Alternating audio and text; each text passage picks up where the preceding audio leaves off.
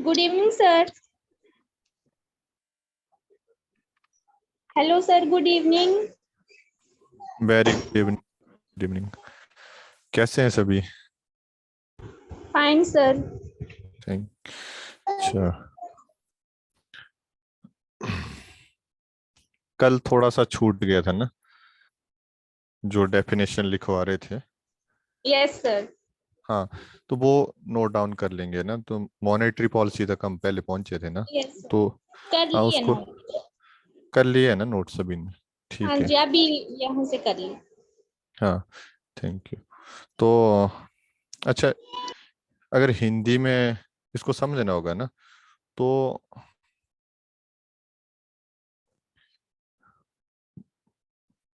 Monetary policy हुई ना कि जब रिजर्व बैंक CRR, SLR, एक सेकेंड, विजिबल है ना सभी को स्क्रीन? इस पे थोड़ा मेरे को कुछ दिख रहे हैं यहाँ पे।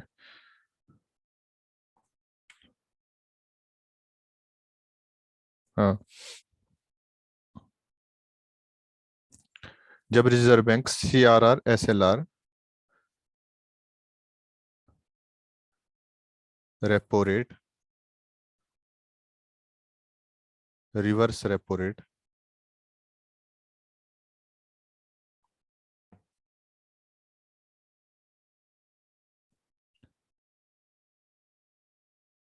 इत्यादि की सहायता से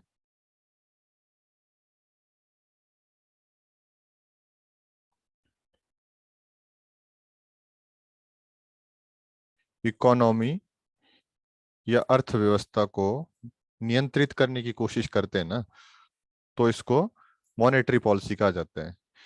ये जो अभी मैंने बताई, ये आपकी एग्जैक्ट डेफिनेशन नहीं है, पर समझने के लिए मतलब आप इसको जो है नोट कर सकते हैं ना। क्योंकि मेन तो क्या है कि आपको कॉन्सेप्ट क्लियर होना चाहिए, आपको वहां पे लिखने वाला एग्जाम नहीं होगा। तो जब क्या बताया मैंने, जब RBI CRR, SLR, reverse repo rate और रेपो रेट, इन सब को कंट्रोल करके जो है अर्थव्यवस्था पर अपना नियंत्रण स्थापित करने की कोशिश करता है, तो उसको क्या कहते हैं? Monetary policy. और इसकी जो ये बहुत सी बार MCQ भी आता है, जो मॉनेटरी पॉलिसी होती है उसको कौन फ्रेम करता है ना, ये काफी बार एग्जाम में आ जाता है आपको। तो मॉनेटरी पॉलिसी को वहां पे ऑप्शन में आपको हो सकता है कि, इसको स्क्रॉल करना था मैंने, एक सेकंड।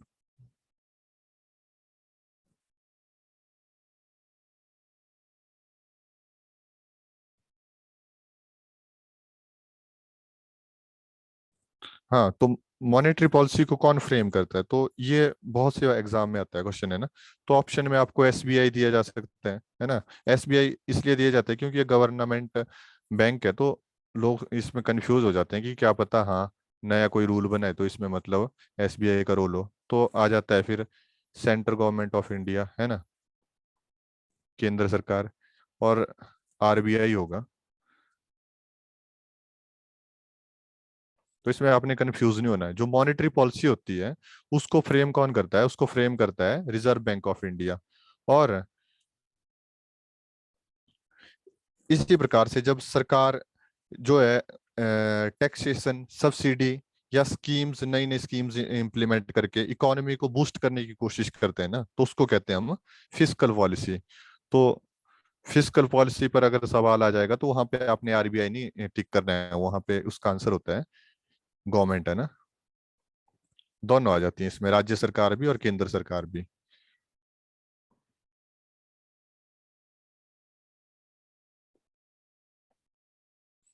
इसके टाइप्स देख लिए थे हमने कल कि जब महंगाई से लड़ना होगा तो क्या क्या नाम होते हैं, और जब डिफ्लेशन से लड़ना होगा। डिफ्लेशन होता है जब चीजों के जो कीमतें हैं वो कम होना शुरू हो जाती है ना, उसको बोलते हैं डिफ्लेशन।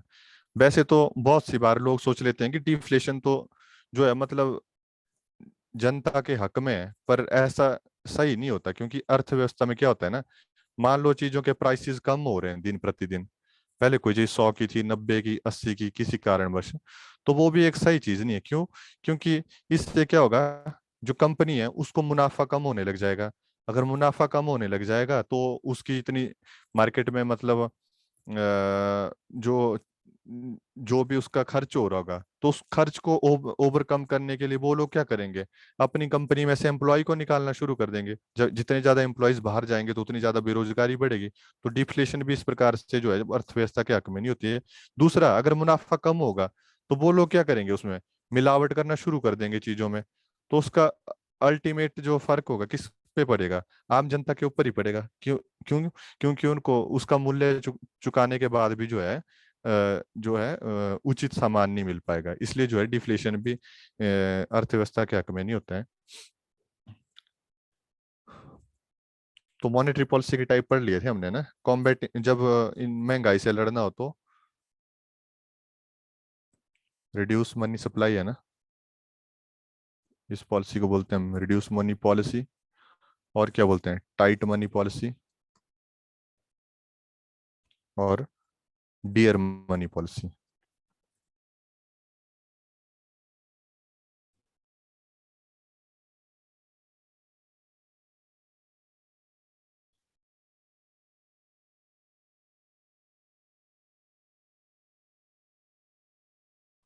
और उसी प्रकार से जब डिफ्लेशन से निपटना हो तो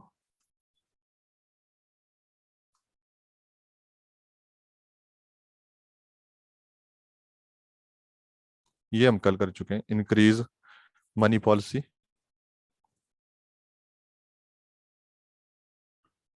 और बोलते हैं इसको इजी मनी पॉलिसी, और उसके बाद चीप मनी पॉलिसी।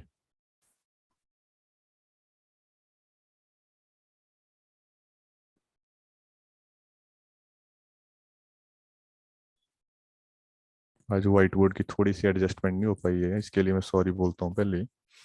और अब जो इम्पोर्टेंट टर्म आती है हमारे पास ना, वो आता है instruments of money policy, sorry monetary policy है ना, इंस्ट्रूमेंट्स ऑफ मॉनेटरी पॉलिसी।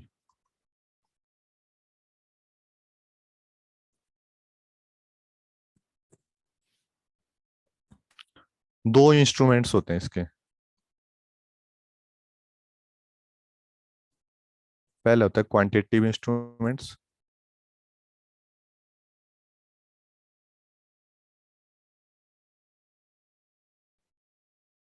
और दूसरा होता है क्वालिटेटिव इंस्ट्रूमेंट्स।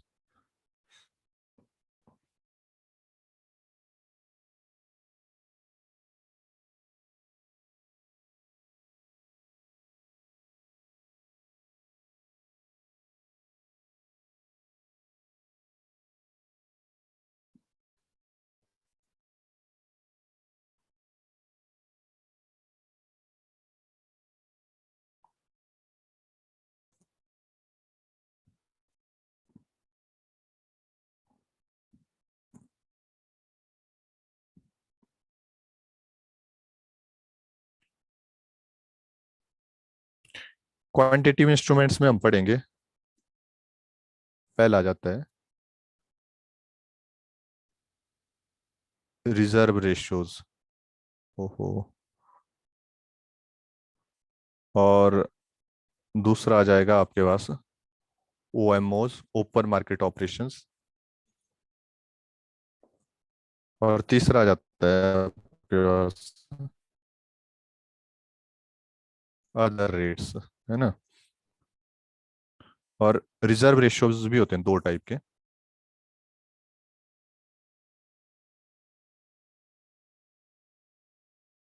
चैट में कुछ है?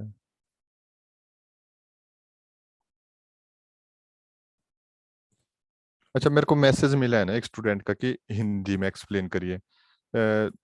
मैंने कल भी ग्रुप में मैसेज डाला था ना, कुछ दिनों के लिए ना आप सिर्फ मुझे फॉलो कीजिए जैसे मैं पढ़ा रहा हूँ, क्योंकि मैं बिल्कुल शुरू से करवा रहा हूँ आपको स्टार्ट ना। तो इसलिए कोशिश करें कि आप सिर्फ कॉन्सेप्ट समझने पे ध्यान दें, है ना।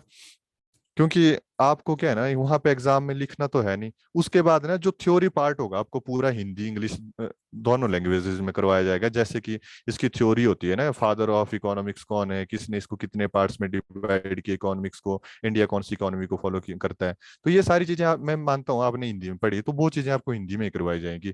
अब ये बिल्कुल थोड़ा सा मतलब ये समझ लो आप मैथमेटिकल एक्सप्रेशन की तरह है। तो इस मतलब इसकी मतलब लैंग्वेज पे मैं ऐसे ही करवाऊंगा जैसे करवा रहा हूँ। तो ये रिक्वेस्ट है आप लोगों से, इसको थोड़ा फॉलो कर लें इसी तरह से। तो क्वांटिटेटिव टूल्स में हम देख रहे थे, क्वांटिटेटिव इंस्ट्रूमेंट्स में रिजर्व रेशियोज है ना। रिजर्व रेशियोज दो टाइप के होते हैं, कैश रिजर्व रेशियो और दूसरा होता है statutory liquid ratio, CRR SLR। इसको बहुत ध्यान से समझना अब, क्योंकि ये काफी बार अगर एग्जाम में आएगा तो आपको परेशान करेगा इसके MCQ जो होगा।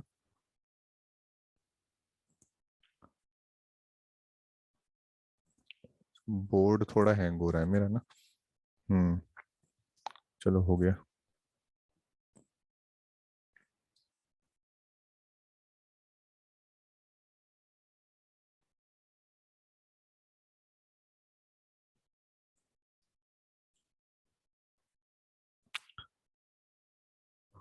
और जो अदर रेट्स होते हैं ना, इसमें आप इंक्लूड कर सकते हो रेपो रेट,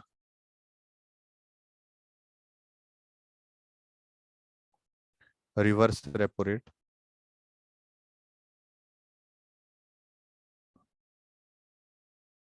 तीसरा आप इसमें लिख लो बैंक रेट, चौथा आ गया इसमें MSF और LAF। आज हम इन्हीं चीजों को वन बाय वन एक्सप्लेन करेंगे। OMOs को आप फिलहाल के लिए इतना समझ लो, sale oblique purchase of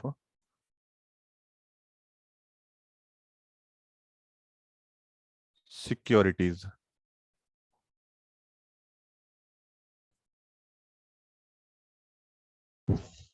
excuse me sir. हाँ जी, बोलें। सर ये जो आपने अदर रेट्स में repo rate, reverse rate, bank rate लिखवाई है, इससे लास्ट में क्या लिखवाया है? लास्ट वाला। हाँ, रिवर्स रेपो रेट ना, बैंक रेट, MSF और LAF। मीनिंग समझा दूंगा मैं इसका ना, अभी फिलहाल नोट कर लें। कर लिया ना नोट आपने? नहीं सर, फोर्थ वाला नहीं किया, लास्ट वाला ना वो। ठीक है, मैं स्क्रॉल डाउन कर लेता हूँ। हाँ, ये देखो, MSF, LAF है ना।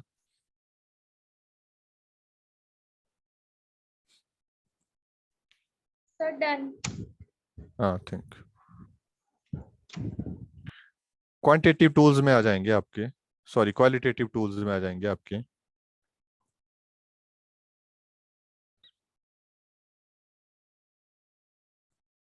LTV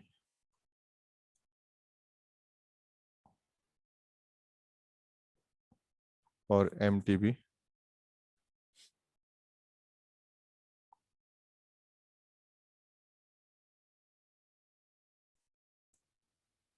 सेकंड है ये ना, थर्ड नहीं है, सेकंड। कंज्यूमर, कॉल क्यों आ रही है बार बार, कंज्यूमर क्रेडिट।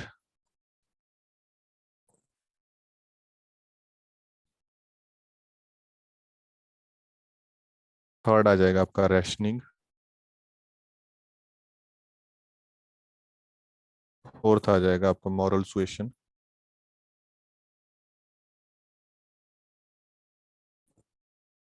और फिफ्थ आ जाएगा आपका डायरेक्ट, ये D है ना, direct actions to punish banks.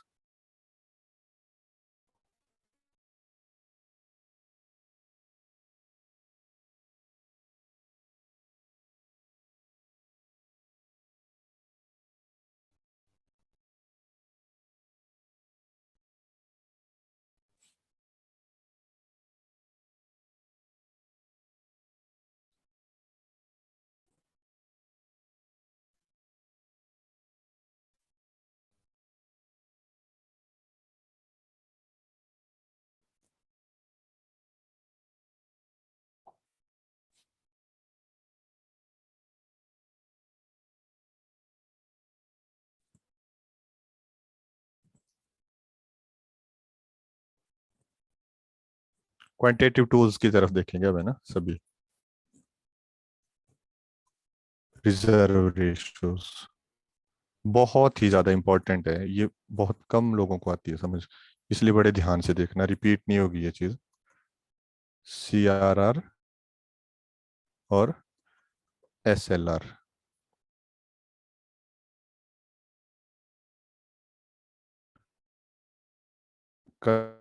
कल से मैं पहले ही कर लूंगा इसकी सेटिंग बोर्ड की, आज थोड़ा फिर से गड़बड़ कर रहे हैं।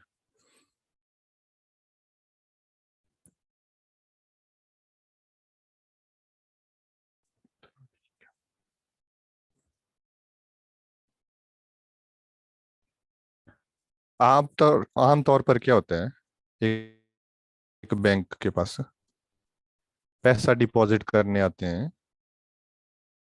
डिपॉजिटर्स, और दूसरी तरफ, हाँ जी मैम आपकी आवाज नहीं आ रही है, मैसेज डाल दें प्लीज।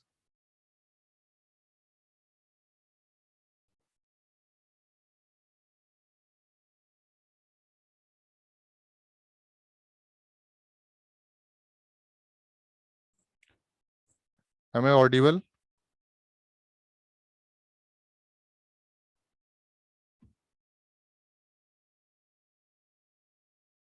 यस सर, आ रही है आवाज। अच्छा, कोई कुछ पूछ रहा था या बोल रहा था कुछ? नहीं सर, आ रही है आवाज तो। अच्छा अच्छा, ठीक है, नहीं मुझे लगा बीच में किसी ने कुछ पूछा था। कंटिन्यू करें ना हम लोग। Yes sir.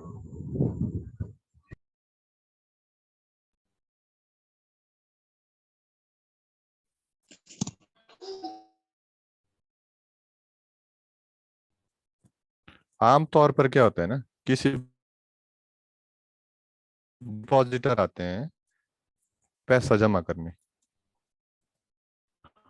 और दूसरी तरफ मान लीजिए कोई बिजनेस पर्सन है, वो आते हैं पैसा उधार लेने, जिसको ऋण बोलते हैं आप।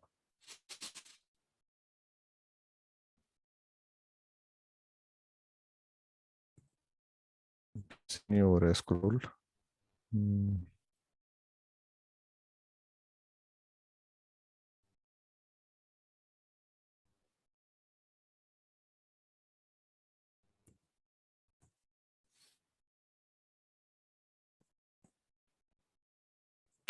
तो बैंक अगर प्रेजेंट सिचुएशन में देखा जाए ना, तो डिपॉजिटर्स को देता है इंटरेस्ट रेट 2% से लेकर के 7% तक। मान लीजिए इसमें पैसा जमा करेंगे तो उसको इतने रुपए के साथ वो वापस करेगा इंटरेस्ट रेट के साथ, है ना। और जो बोरोअर्स होते हैं ना, उनको पैसा लेंड करता है जो प्रेजेंट टाइम पे चल रहा है,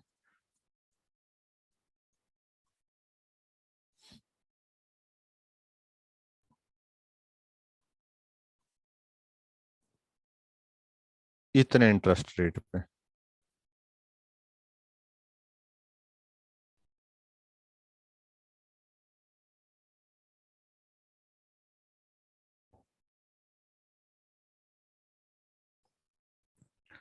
तो बैंकों के पास पैसा कहाँ से आता है, डिपॉजिटर से आता है ना। और यहाँ से वो उनको लैंड लैंड करते हैं यहाँ पे इनको, क्योंकि ज्यादा इंटरेस्ट रेट मिल रहा है, तो इसी इंटरेस्ट रेट से जो प्रॉफिट हो रहा है, इसमें से वो इनका ब्याज वापिस कर देते हैं।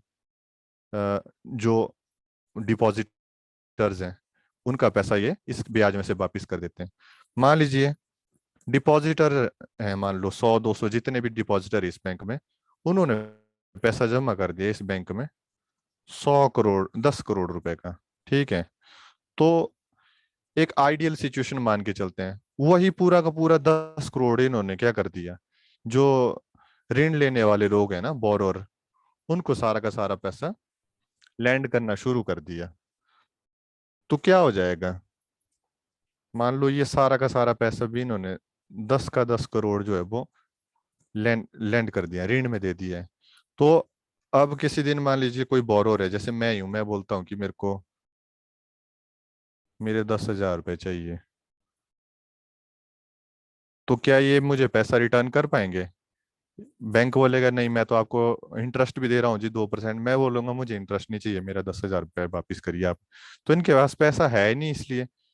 तो ऐसी सिचुएशन से बचने के लिए क्या करते हैं बैंक, मतलब बैंक अपनी ऐसी मनमानी नहीं करे और ग्राहकों का पैसा इस तरह से फंस ना जाए गलत तरीके से।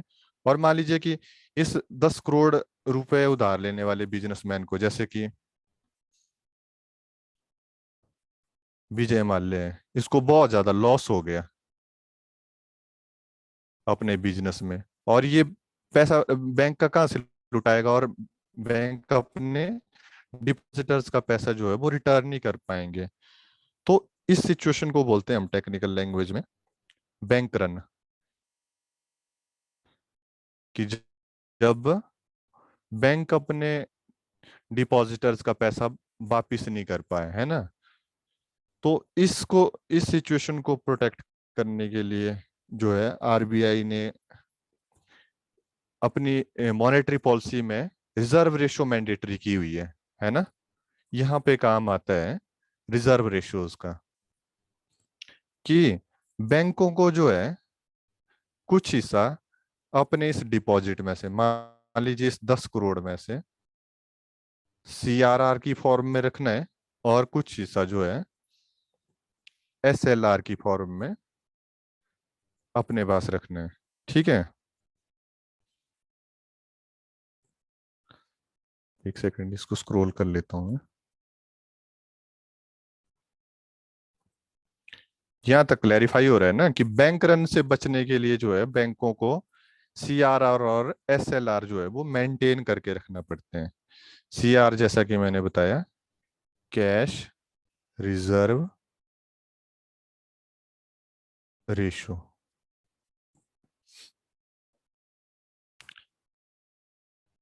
ये जो है बैंकों को आरबीआई में इतना पैसा रखना पड़ेगा, है ना। और एसएलआर जो है, क्योंकि ये कैश की फॉर्म में रखना पड़ता है, और आरबीआई इसके ऊपर कोई इंटरेस्ट नहीं देती बैंक्स को। तो आज की प्रेजेंट सिचुएशन में ना सीआरआर चल रहा है 4%, और एसएलआर चल रहा है 18%। तो टोटल इसको मिला के चलेंगे तो कितना हो जाएगा? 22%। मान लीजिए कोई पूछ रहा है कुछ। हाँ, yes sir, what is the full form of SLR? हाँ, स्टैच्यूटरी, मैं बता रहा हूँ अभी इस पे। चलिए, ओके। आपने पूछ लिया तो। हाँ, स्टैच्यूटरी लिक्विडिटी रेशो। मान हाँ, स्टैच्यूटरी लिक्विडिटी रेशो। तो ये जो 100 करोड़ रुपए डिपॉजिट आया था ना बैंक के पास, ये 100 का 100 करोड़ जो है वो लैंड नहीं कर सकते, मतलब ऋण नहीं दे सकते 100 करोड़ को। इसमें से जो प्रेजेंट टाइम में जो मॉनेटरी पॉलिसी फ्रेम की है आरबीआई में, उसमें से जो है इसका 4% भाग कैश रिजर्व रखना पड़ेगा। ये मैंने यहाँ पे आपको बता दिया है ना, 4% जो है कैश रिजर्व रखना पड़ेगा आरबीआई में। पर इस पर जो है कोई इंटरेस्ट नहीं मिलेगा, और इस पर जो है 0% प्रॉफिट होता है बैंक को। मतलब 4 करोड़ रुपए तो आरबीआई के पास कैश फॉर्म में रखने हैं, ये है ना, नगदी फॉर्म में, नगदी।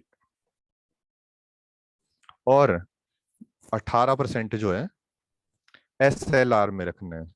एसएलआर अभी मैं एक्सप्लेन करूंगा।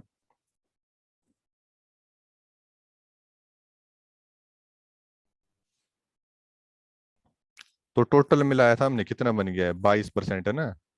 तो देखिए, मोटा माटी में हम इसको लेके चलें तो 1/5 पार्ट जो है टोटल पैसे का, वो तो इनको रिजर्व करके ही रखना पड़ता है। मतलब इतना तो ये बिल्कुल भी खर्च नहीं कर सकते।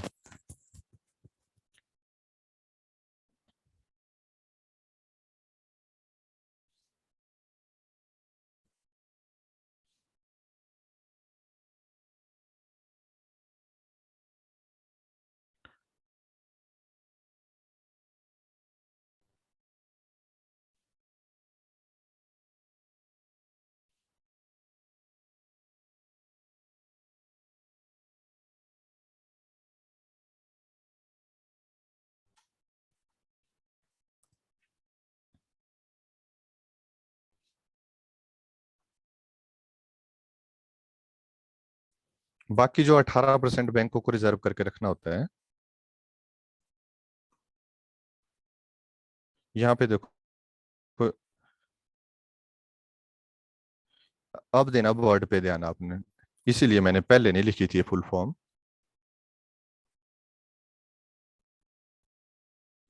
स्टैट्यूटरी को जब हम हिंदी में ट्रांसलेट करते हैं तो इसका मतलब होता है वैधानिक।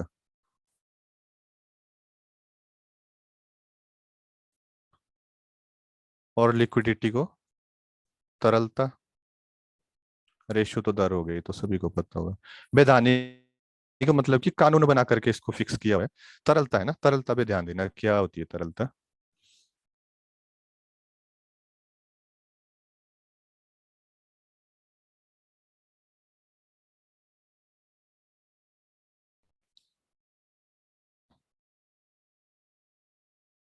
मान लीजिए मेरे पास प्रॉपर्टी है जिसमें मेरे पास क्या है, मकान है एक, दूसरी गाड़ी है, तीसरा मान लो 20 लाख रुपए कैश है, कैश फॉर्म है ना।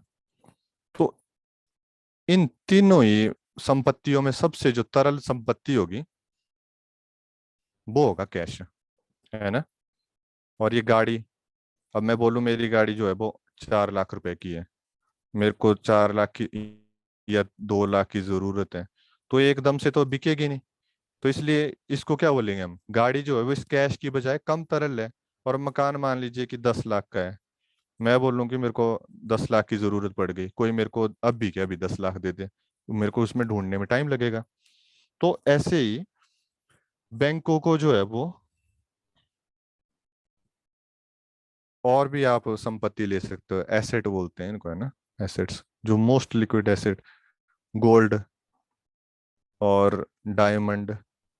क्या हमको एकदम से कोई गोल्ड खरीदने वाला मिल जाता है? नहीं मिलता है, ज्वेलरी शॉप में ढूंढना पड़ता है, वहां पे भी वो बहुत पैसा रिड्यूस करते हैं। डायमंड खरीदने वाले तो कतई नहीं मिलते हैं। तो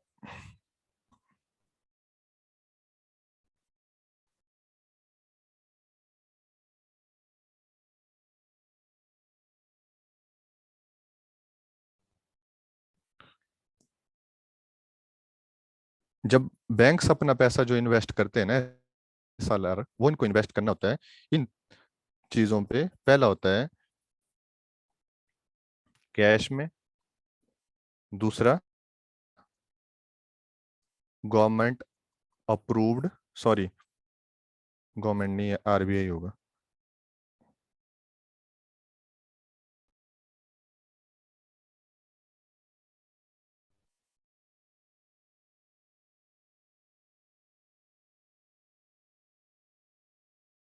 सिक्योरिटीज, तीसरा होता है गोल्ड। मतलब कि इन तीन चीजों के अंदर जो है वो बैंक को अपना 22% भाग जो है वो इन्वेस्ट करना होता है। तो कैश होगा तो वो 18% का 18% ही रहेगा, उसके ऊपर कोई ब्याज नहीं मिलेगा। और गोल्ड होगा तो गोल्ड का देखो प्राइस बढ़ता रहता है, तो उस पे इनको प्रॉफिट हो सकता है, गोल्ड में इन्वेस्ट कर दिया अगर पैसा। और आरबीआई अप्रूव्ड सिक्योरिटीज, सिक्योरिटी क्या होती है? सिक्योरिटी होती है कागज का एक टुकड़ा, है ना।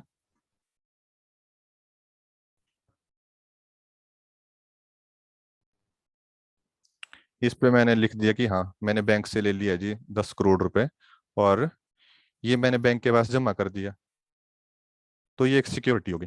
तो ये मतलब ये मैंने बैंक को अपनी सिक्योरिटी दे दी।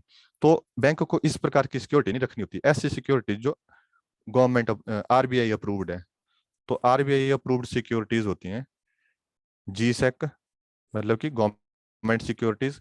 क्योंकि आपने सुना होगा कि सरकारें भी ऋण लेती हैं, जैसे कि एसबीआई से ऋण ले लिया, ग्रामीण बैंक से ऋण ले लिया, तो वो अपनी जी सेक वहां पे जमा करती है, गवर्नमेंट सिक्योरिटी वहां पे जमा करती है। और दूसरी होती है पीएसयू। पीएसयू होता है पब्लिक सेक्टर यूनिट, है ना, जैसे कि बैंक हो गया, ये भारत पेट्रोलियम हो गया, है ना। मतलब कि ये सरकार के ही उपक्रम होते हैं। और जैसे कि हमारा एचआरटीसी हो गया, ये सबसे बेस्ट उदाहरण है पीएसयू का। मतलब कि जब एचआरटीसी को अगर पैसा उधार चाहिए तो वो अपनी पीएसयू की एक सिक्योरिटी बनाएगा और बैंक के पास चला जाएगा कि मुझे पैसे दो। तो वहां पर जो है वो इस पैसे को, SLR के पैसे को डिपॉजिट कर सकते हैं। और थर्ड कैटेगरी आप मान लो ब्लू चिप कंपनीज।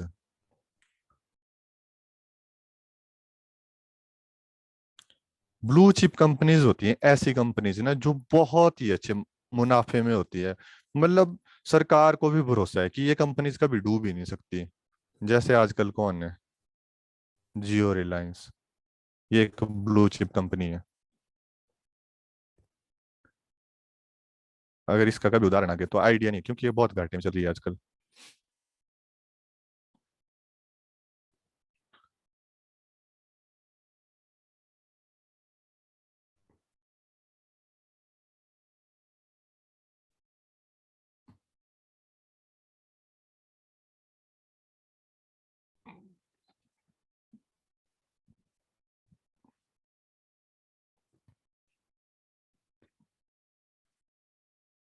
हम देख रहे थे, एक साइड बैंक के आपके डिपॉजिटर्स होते हैं और दूसरी साइड होते हैं borrowers.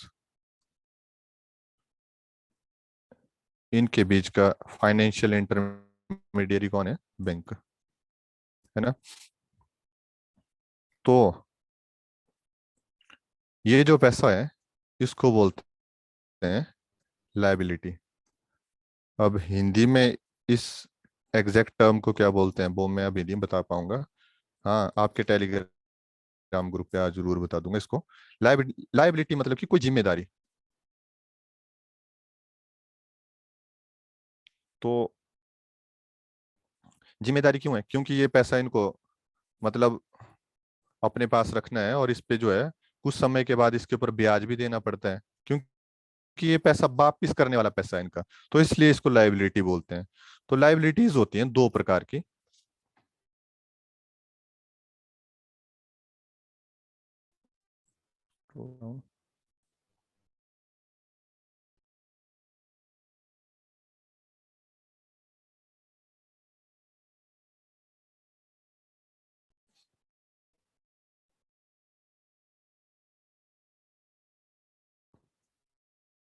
Demand liability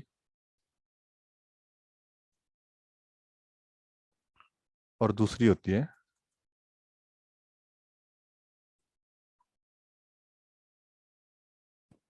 time liabilities.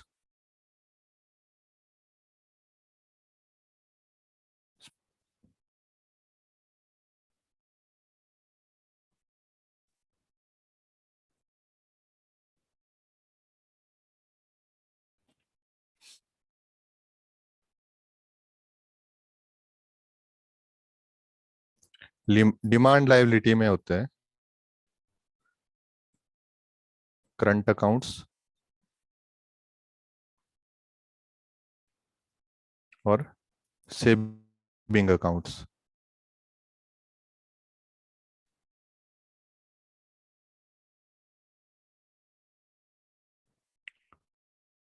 और तीसरा होता है इसमें डिमांड ड्राफ्ट। मतलब कि इस फॉर्म में जो है वो डिपॉजिटर्स का पैसा है इन तीन फॉर्म्स में।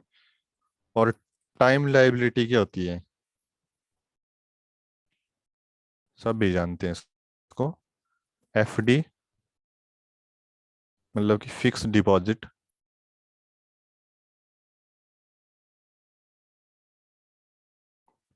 दूसरा उदाहरण आ गया इसका RD, रेकरिंग डिपॉजिट, जो हर महीने जमा करते हैं ना। और तीसरा आप समझ लो स्टाफ सिक्योरिटी डिपॉजिट है ना।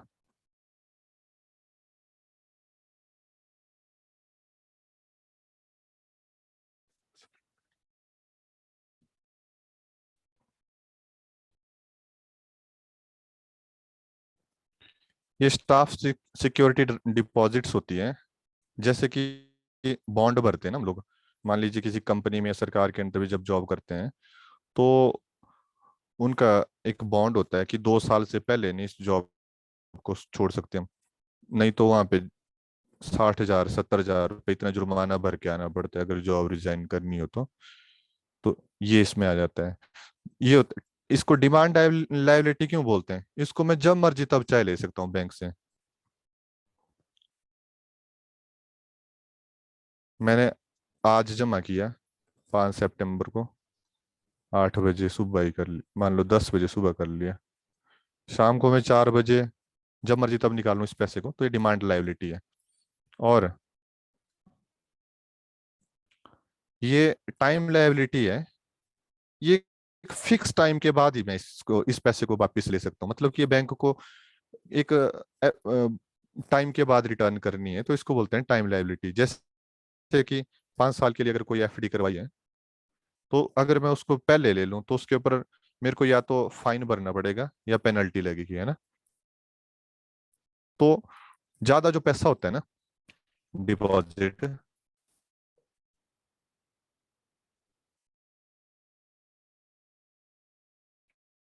बैंकों के पास जो भी ज्यादा पैसा रहता है, मान लीजिए इसमें 10 करोड़ हो रहा है तो इसमें 90 करोड़, तो टाइम लायबिलिटी हमेशा ज्यादा होती है, इसलिए बैंक निश्चित न होते हैं। अगर यहाँ पे ज्यादा पैसा होता तो बैंकों को हमेशा चिंता रहती है कि मान लीजिए 10 करोड़, मतलब ये मान लो यहाँ पे 10 करोड़ है तो ये कभी भी वापस करने पड़ सकते हैं, पर 90 करोड़ इसको लेकर के बैंक बिल्कुल निश्चित है और इसी पैसे को ज्यादा यूज करते हैं वो लोन में देने के लिए। तो यहाँ से भी एक सवाल बन सकता है आपके लिए, है ना। ये इसमें क्यों ज्यादा पैसा रहता है? क्योंकि इसके ऊपर हमेशा इंटरेस्ट रेट ज्यादा रहता है। देखा होगा आपने, एफडीज के ऊपर हमेशा ज्यादा इंटरेस्ट रेट रहता है। और जो हमारे सेविंग अकाउंट होते हैं, करंट अकाउंट पे तो कोई पैसा नहीं मिलता है, बट सेविंग अकाउंट पे हमको 2.5% से लेकर के 4-4.5% इतना इंटरेस्ट मिलता है, तो इसलिए इस पे हमेशा कम पैसा रहता है। तो नेक्स्ट इसके बाद हम देखेंगे एनडीटीएल।